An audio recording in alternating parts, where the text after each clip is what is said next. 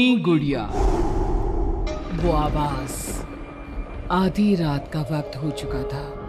पड़ोस वाले घर से फिर से किसी बच्चे की रोने की आवाज सुनाई देने लगी और साथ में उसी घर में रहने वाली देवकी नाम की औरत की लोरी गाने की आवाज भी। ये आवाज सुनते ही राधिका डर से थर थर कांपने लगी। उसने जल्दी से गहरी नींद में सोए अपने पति केशव को जगाया। केशव उठो, देखो ना, फिर से किसी की लोरी गाने की आवाज आ रही है बाजू वाले घर से।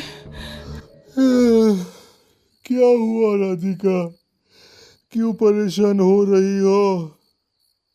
अरे कोई आवाज नहीं आ रही यार। लेकिन अभी बस 2 मिनट पहले तो देव की लोरी गा रही थी और एक बच्चा रो रहा था।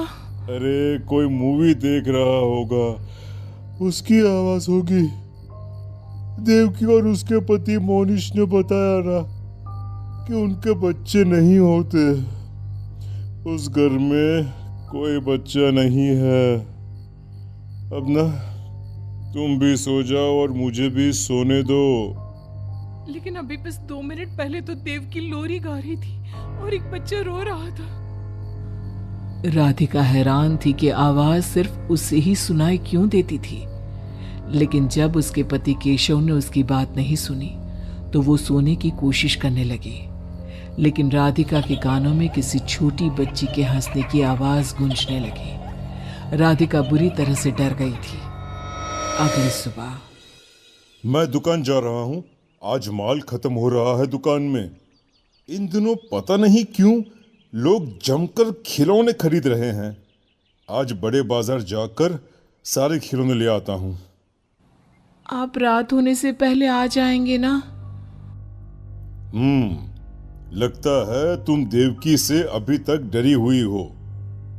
अच्छा ठीक है, देखो घर के पीछे वाली गैलरी में मत जाना, क्योंकि वहां से तुम्हें अक्सर देवकी नजर आती है और तुम ना फिर डर जाती हो।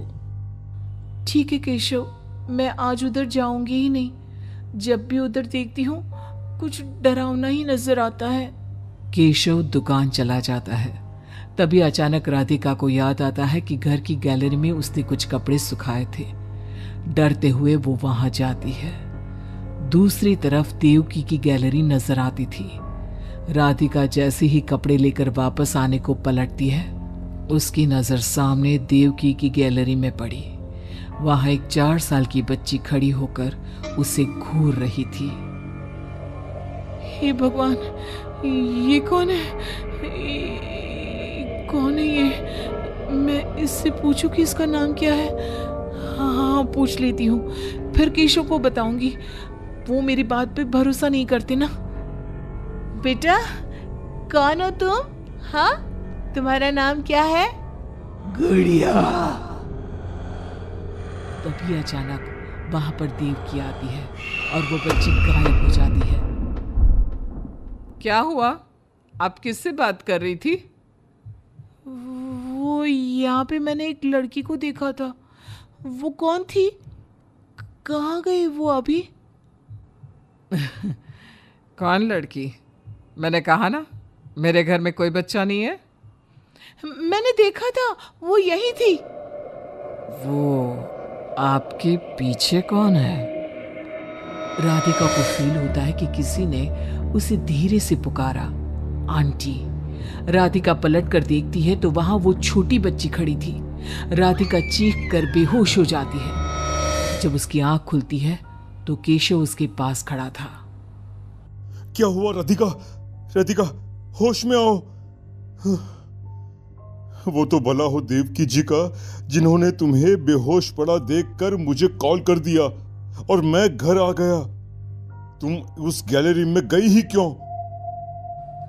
केशव, वो लड़की यहाँ आ गई थी और वो देवकी, वो ठीक औरत नहीं है। तुम पागल हो गई हो राधिका। आज देवकी जी ने ही मुझे तुम्हारे बारे में बताया। क्या सोचती रहती हो? अरे कोई नहीं है उस घर में। अगले दिन केशव के दुकान जाते वक्त, मैं भी आज आपके साथ चलूंगी। अच्छा, ओके ठीक है, चलो चलो अब। दुकान पर पहुंचकर, वाह केशव, कितने सारे नए खिलौने, और ये इस पैकेट में क्या है? अरे एक बड़े साइज की डॉल है, मार्केट में नहीं आई है। सोचा अगर लोग खरीदेंगे तो अगली बार और ऑर्डर कर दूंगा। क्या मैं देख लूं इस डॉल को? हाँ, देख लेना। मैं जरा माल लेने बड़े बाजार जा रहा हूँ। तुम दुकान संभाल लो और आराम से बैठकर खिलौने देख लो, ठीक है? केशव दुकान से चला जाता है। तभी कुछ देर बाद देवकी दुकान पर आती है। कैसी हो तुम? तुम यहाँ क्या लेने आई हो? गुड़िया। गुड़िया? मेरा मतलब, तुम गुड़िया का क्या करोगी?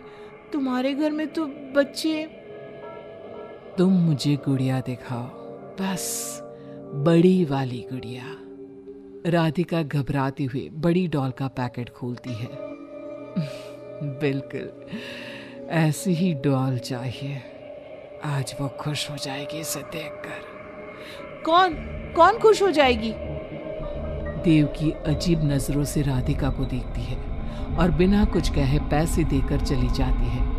उसके जाने के बाद राधिका शॉप के अंडरग्राउंड में नए टॉयज का मॉल चेक करने जाती है। वहां बच्चों का एक झूला था। राधिका ने देखा कि वो झूला हिल रहा था, जैसे अभी अभी कोई वहां से उतरा हो। राधिका को किसी छोटे बच्चे की आवाज आती है। कौन है वहां? वही छोटी लड़की जो देविका के घर दिखी थी, राधिका के सामने आ जाती है। आंटी, मुझे गुड़िया चाहिए, वो बड़ी वाली। मेरे पास कोई गुड़िया उड़िया नहीं है। बड़ी गुड़िया चाहिए, मुझे दे दो, नहीं तो मैं ये सारे खिलौने जिंदा कर दूंगी और फिर वो आपको मार डालेंगे। कौन हो तुम? मैंने कहा ना, नहीं है मेरे पास बड़ी गुड़िया। अभी तो थी ना, कहाँ गई? वो देवकी ले गई अपने साथ। अभी जाओ और मेरी गुड़िया लेकर आओ, वरना। उस छोटी लड़की के नाखून बड़े हो जाते हैं और पैर उल्टे। वो बहुत ही खौफनाक दिखने लगती है। नहीं देखो, मैं अभी जाकर तुम्हारी गुड़िया लाती हूँ, तुम यहीं रुको। नहीं, मैं तुम्हारे साथ चलूंगी, कहीं तुम भाग गई तो। राधिका शॉप से निकलकर तेज स्पीड में सड़क पे चलने लगती है। उसने पलट के देखा तो वो लड़की साए की तरह उसका पीछा कर रही थी। राधिका देवकी के घर पहुंचती है। दरवाजा खुला था। राधिका अंदर गई, वहां कोई नजर नहीं आया, बस सामने वो गुड़िया रखी थी। राधिका चुपचाप गुड़िया को उठा के वहां से आने लगती है। पीछे से आवाज आती है, रुको, ये क्या कर रही हो? मेरी गुड़िया कहाँ ले जा रही हो? देखो देवकी, ये गुड़िया मुझे ले जाने दो, वरना वो लड़की। ओह, तो उसने तुम्हें डराया। उसे तो मैं बुलाती हूँ। गुड़िया, जरा यहाँ आना बेटा। मम्मा, क्या हुआ? मेरी लाडो गुड़िया को बहुत पसंद है। देखो ना, 10 साल की हो गई, अब तक डॉल से खेलती है। ये तो वही लड़की है, और ये 10 साल की नहीं, 5 साल की है। हाँ, लेकिन जब उस कार एक्सीडेंट में मर गई तब 5 की थी, अब तो 10 की हो गई है ना। मतलब ये मेरी बेटी है और मरने के बाद भी मेरे साथ है। इसे ना लोरी सुन के ही नींद आती है, और डॉल्स इसे बहुत पसंद है। राधिका बुरी तरह से घबरा के भागती है। भागते भागते मेन रोड पे आ जाती है। वहीं उसका एक्सीडेंट होता है और उसकी मौत हो जाती है। उधर राधिका की मौत के बाद केशव को पास वाले घर से बच्चे के रोने और लोरी गाने की आवाज सुनाई देने लगती है।